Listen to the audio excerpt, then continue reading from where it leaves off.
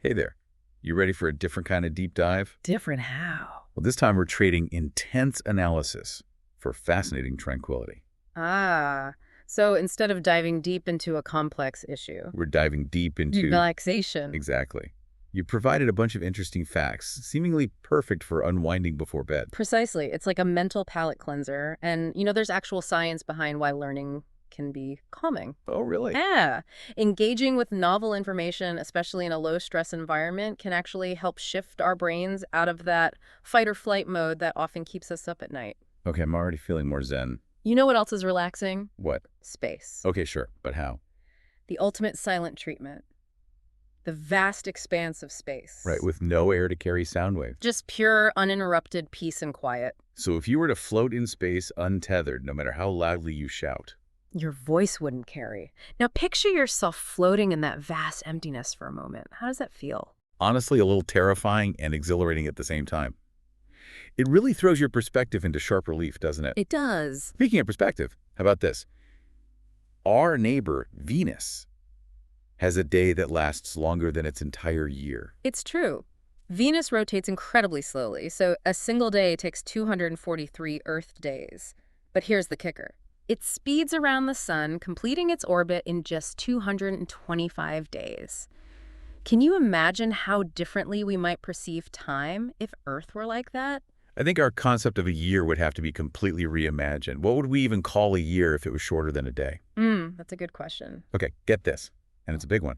The sunlight warming us right now is already 8 minutes old. A fascinating reminder that we're always looking into the past, at least when it comes to the universe. That light from the sun has traveled millions of miles to reach us, which makes you think about the sheer scale of it all. Space really does have a way of making you feel both incredibly small and strangely connected at the same time, doesn't it? It does. And speaking of vast scales, the observable universe, just the part we can see, is estimated to be a mind-boggling 93 billion light years across. Wow. It begs the question, what lies beyond what we can observe? What mysteries are hidden in the depths of the universe that we may never even fathom? Thinking about that definitely puts everyday worries into perspective. It's almost a relief to remember that our problems are pretty insignificant in the grand scheme of things, isn't it? For sure. Okay, let's shift gears from the vastness of space to the hidden wonders right here on Earth, starting with the fascinating fact that trees actually communicate with each other. They do, it's true. They have this intricate network of fungi beneath the ground connecting their roots like some kind of subterranean social network. So they're all connected. They are. Through these networks, they can share resources, warn each other of dangers, and even support their offspring. It's like a whole secret world operating right beneath our feet. I always knew nature was full of surprises. Like what? Speaking of surprises, did you know that the deepest part of the ocean, the Mariana Trench, is so deep that Mount Everest could be submerged in it, and its peak would still be a mile underwater? Really? Wow, hard to imagine, right? The pressure down there is immense, and yet life finds a way to thrive in those extreme conditions. It's a constant reminder that we've only scratched the surface of understanding the incredible diversity of life on this planet. Absolutely. And speaking of incredible life forms, we have to talk about sloths. These creatures are basically nature's relaxation gurus, moving at a pace that would make a snail look speedy. I mean, talk about taking it slow. They truly embrace a go-with-the-flow approach to life, and it Yeah. seems to work for them. Did you know that sloths only come down from their treetop homes about once a week to use the bathroom? Now, that's what I call efficiency. Maybe they're onto something with that whole slow and steady approach. Okay, last one before we move on. Some birds can actually sleep while they're flying. Can you believe that? It sounds impossible, but it's true. Birds like swifts have mastered the art of in-flight napping, allowing them to stay airborne for months. Makes you wonder, do they dream of flying or is it just more flying? And how do they avoid obstacles in their sleep? It really challenges our whole understanding of sleep, doesn't it? It really does. And you know what else challenges our perception of things? History. Okay, I'll bite.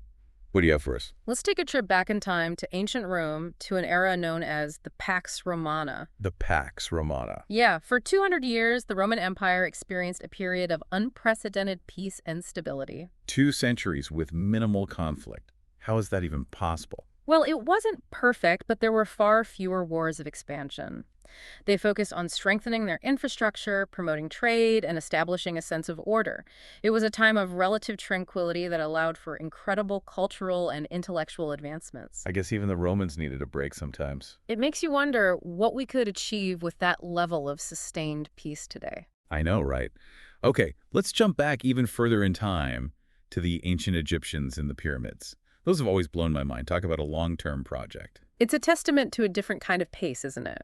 How so? Imagine the time and dedication it took to quarry, transport, and assemble those massive stones, all without the help of modern technology. There's a sense of slow, deliberate progress that's almost meditative to consider. It's a stark contrast to our modern obsession with instant gratification.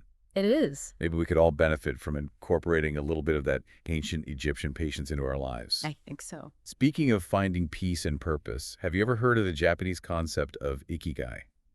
Absolutely. It's about finding your reason for being that sweet spot where your passions and talents intersect with what the world needs. It's about waking up every day with a sense of purpose and fulfillment. And studies have shown that people who live with a strong sense of ikigai tend to live longer, healthier, and yes, more peaceful lives. So find your purpose and find peace. I like it. Makes sense, right?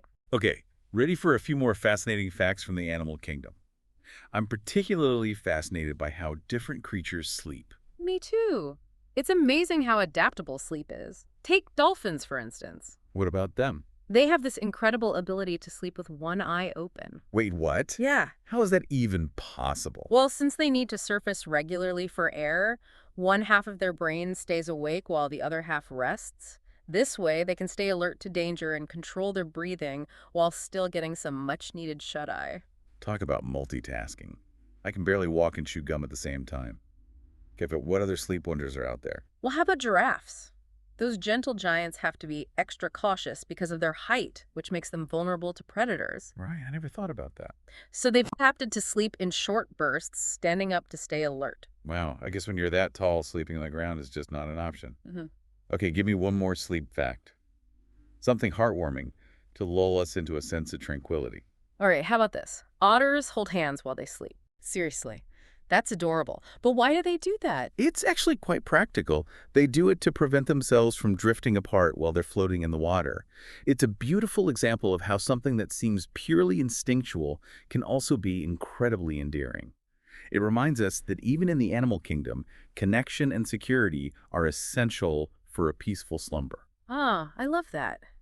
There's a lesson in there somewhere. Yep. Speaking of peaceful slumber, let's talk about our own sleep patterns for a moment. I read somewhere that for centuries, humans actually slept in two separate chunks. You're thinking of segmented sleep. Mm. It was the norm in pre-industrial societies. People would go to sleep a few hours after dusk, wake up for an hour or two in the middle of the night, and then fall back asleep until dawn. You mean like a scheduled bout of insomnia? Why would they do that?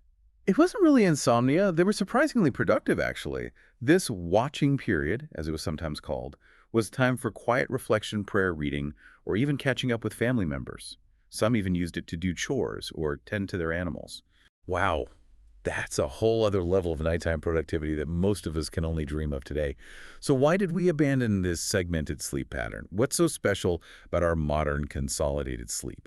It's largely attributed to artificial lighting, which allowed people to stay up later.